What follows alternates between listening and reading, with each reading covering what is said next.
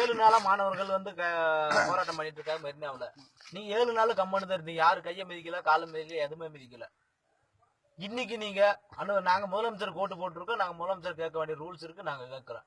போலீஸ்காரங்களுக்கு இதுல என்ன ஆச்சு? யாருக்கு காசு கொடுக்குறாங்களா? அதிகாரிகள் யாரும் காசு கொடுக்குறாங்க இல்லையா? காசு வாங்கிட்டு இன்னைக்கு இந்த மாதிரி பண்ணிருக்கீங்க. பொம்பளை பிள்ளைய கையை பிடிச்சிருக்கு, சட்டையை கிழிச்சு பாத்துருக்கீங்களா? உங்க அக்கா தங்கச்சி நீங்க கிழிச்சு கிழிச்சு அப்படி பாப்பீங்களா? ஒரு மனசாட்சி நீ ஒரு தமிழனா, உனக்கா வேண்டியதான் நாங்களும் பாடுபடுறோம். நீ ஏன் அப்படி பண்ற? ஏன் இப்படி பண்ற? இன்னைக்கு ஓபிஎஸ் சொன்னாங்கன்றதுக்காக வேண்டி இன்னைக்கு அந்த பிள்ளைய பேஸ்புக்ல பிடிக்கணும், அதை பிடிக்கும், இதை ஒரு மசூதியில கூட பிடுங்க முடியாது. எந்த மசூதியும் பிடுங்க முடியாது. நீங்க வேணா பிடிங்க பாருங்க. நாங்களும் தமிழுங்க.